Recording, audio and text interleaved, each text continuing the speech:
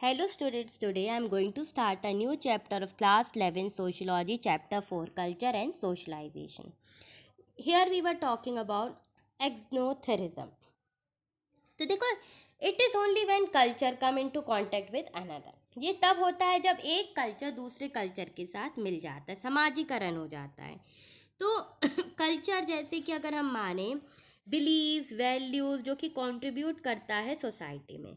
जैसे देखो Indian Fock semi Fock जैसे भांगड़ा गज़ल हुई, तो मॉडर्न सोसाइटी में कल्चर डिफरेंसेस आ रहे हैं। लोग अब्रॉड कल्चर्स को डेवलप कर रहे हैं। तो संस्कृति भी देखो विकसित होती जा रही है। कल्चर सिविलाइजेशन एक्सप्लोरेशन से हमें ये फ़ायदा हुआ है कि सभ्यताओं का निर्माण होता जा रहा है, सभ्यताओं का विवादीकरण होता जा रहा है। पर एक इसमें समस्या ये आ रही है कि हम अपना कल्चर भी भूलते जा रहे हैं। तो ये एक डिस्टिंक्टिव वे है, लैंग्वेज है, और इसका चेंज होना, जैसे इंग्लिश लैंग्वेज फॉरेन लैंग्वेजेस को पहले हम नहीं अडेप्ट करते थे, लेकिन अब ये हमारे लिए बहुत इम्पॉर्टेंट हो गया है to adept the foreign languages, to speak out the another languages so that we can carry out a change. तो पहले observation diverse form sound artificial provides identity, नए कल्चर, अब ये सब ख़त्म होते जा रहे हैं। अब इसके बाद हम नया टॉपिक पढ़ते हैं, कल्चर चेंज, कि समाजीकरण क्या हो रहा है। तो culture change is the way which society change the pattern of culture. लोग अपना कल्चर कैसे चेंज करते जा रहे हैं इंटरनल एक्सटर्नल वे में। देखो नए मेथड आ गए हैं अब फार्मिंग के, कृषि के क्षेत्र में, और सभी अपना क्षेत्र बढ़ाते जा रहे हैं। एग्रीकल्चर प्रोडक्शन में, खाने में, एग्रीकल्चर कम्युनिटी में, कॉन्सेप्ट में सीटिंग चेंजेस आ गए, बिहेवियर में चेंज आ गए। तो कल्चर चेंज ऑकर हुए हैं नेचुरल एनवायरनमेंट में, नए अडेप्शंस आ गए हैं नेचुरल इन्वायरमेंट इकोलॉजी में। तो ये भी इंग्लिश वर्ड वोक से ही आया है, इम्प्रूव्ड वे है, जो कि एक ड्रास्टिक चेंज लेके आया हमारी कम्युनिटी के बीच में। फॉरेस्ट में अब लीगल रिस्ट्रिक्शंस हो गए हैं, ट्राइबल कम्युनिटीज़ रिस्टोर्ड हो गई हैं। तो रेवोल्यूशनरी चेंजेस आए हैं, प्राकृतिक वातावरण में चेंज आए हैं, प्राकृतिक क्रियाओं में परिस्थिति आई है, एक रेवोल्यूशनरी चेंज आया है, पॉलिटिकल इंटरवेंशंस हुए हैं, एक नई सोसाइटी का फॉर्म हुआ है, रैंकिंग बढ़ी है, एवोल्यूशन ऑफ मोनार्की ख़त्म हुई है, लोगों के अंदर लिबर्टी आई है, फ्रीडम इक्वालिटी आई है, सामान्य तरीके से रहना, फ्रेटर्निटी, अपने रूल्स रेगुलेशंस फॉलो करना। तो ये एक अंडरस्टैंडिंग आई है जो कि कल्चर चेंजेस से ही आई है, और ये एक अमेजिंग एक्सपीरियंस रहा है both in print and electronic media.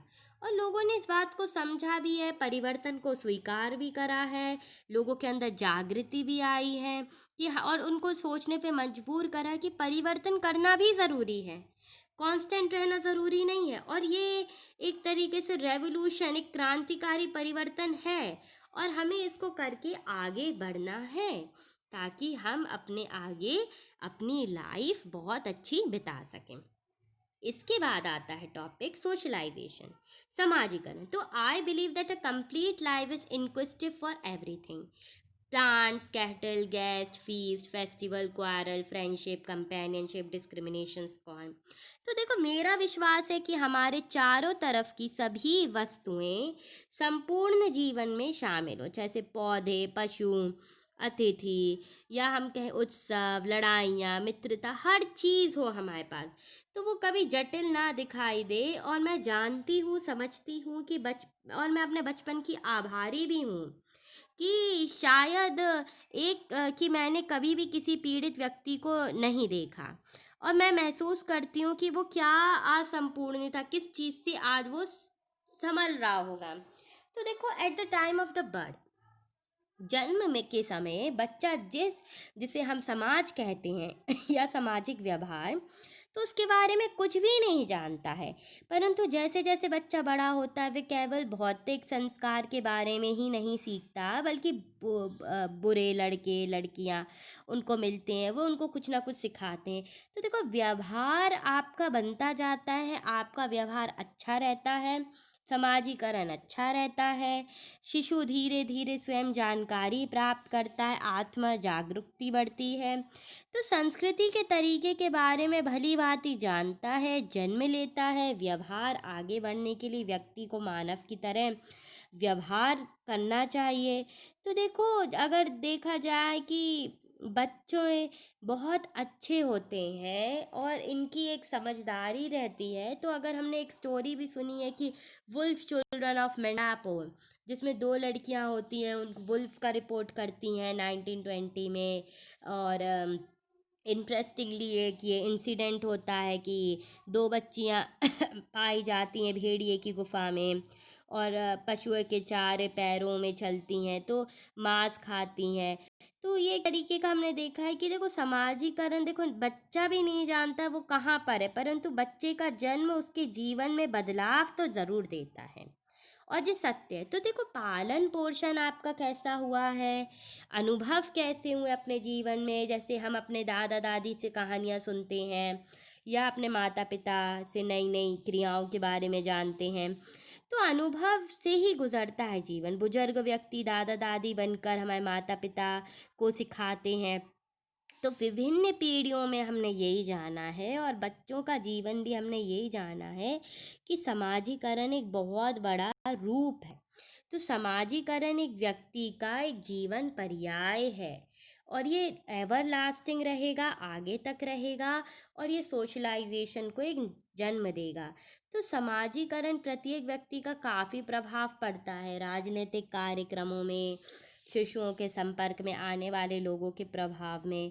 तो किसी के विरोध को ग्रहण करना, या हम कहते हैं शिशुओं को भूख लगने में बच्चा चिल्लाता है कि माँ खाना दे दो, तो देखो, परिवार भी एक दैनिक ही है, और हमें फैमिली कंप्लीट करने के लिए कुछ कल्चर नॉर्म्स वैल्यूज़ को अंडरस्टैंड करना बहुत ज़्यादा ज़रूरी है।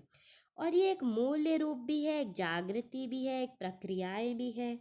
एक बच्चा अपने परिवार का सदस्य होता है, परंतु वह एक बड़े नेतेदार समूह का भागीदारी भी रहता है, जिसको हम कहते हैं बिरादरी, खानदान या गोत्र। तो देखो, जैसे भाई बहन, माता पिता, अन्य संबंधी होते हैं, और जिस प्रकार बच्चे का जन्म होता है, तो वह मूल्य विकसित परिवार भी हो सकता है। यह एक बड़े समाज जैसे कि जनजाति या सब कास्ट हम बोलते हैं, गोत्र का एक बरादरी, एक धर्म और एक भाषाई समूह का सदस्य भी हो सकता है।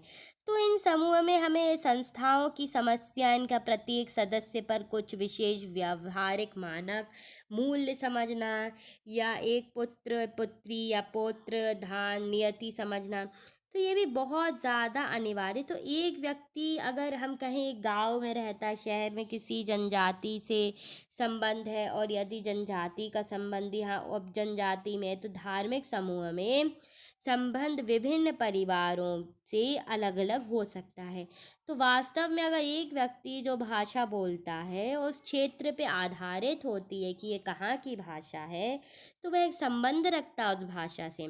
तो भाषा का मौखिक रूप भी उसका मानव संस्कृति का निर्माण, उसका कि किस परिवार का है, किस स्कूल में जाता है, किस पीयर ग्रुप का है, तो ये भी बहुत सारे, किस रिलीजन का है, ये भी बहुत सारी चीज़ें उस व्यक्ति के बारे में तय करता है। अब इसके बाद है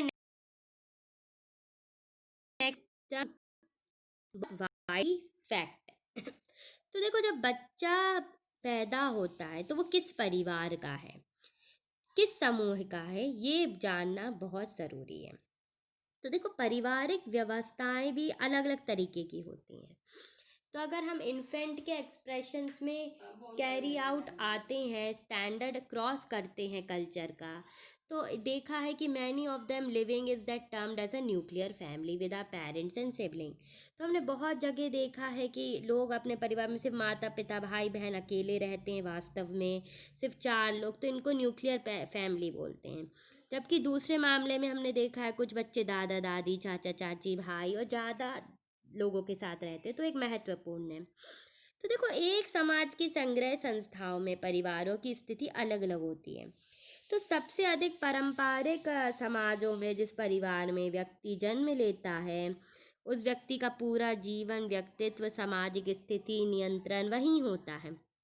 तो जन्म पर सामाजिक स्थिति वास्तविकता में प्राप्त होती है। तो परिवार के क्षेत्र में, सामाजिक वर्ग में जिसमें वह जन्म लेता है, वह एक समाजीकरण का प्रतीक होता है।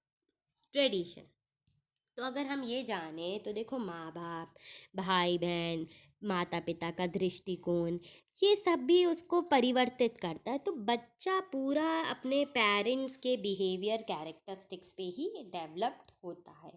और ये भी हमने आगे देखा है कि जो भी डाइवर्सिटीज़ हो रही हैं पेरेंटियल जनरेशन से, तो ये भी आइडेंटिफाई करता है कि आखिर आप किस डाइवर्स प्लेटफॉर्म के आपका पेरेंटियल जनरेशन है। अब अगर हम माने पीयर ग्रुप, तो देखो पीयर ग्रुप एक तरीके की शैली है जिसको हम नेक्स्ट पार्ट में डिस्कस करेंगे।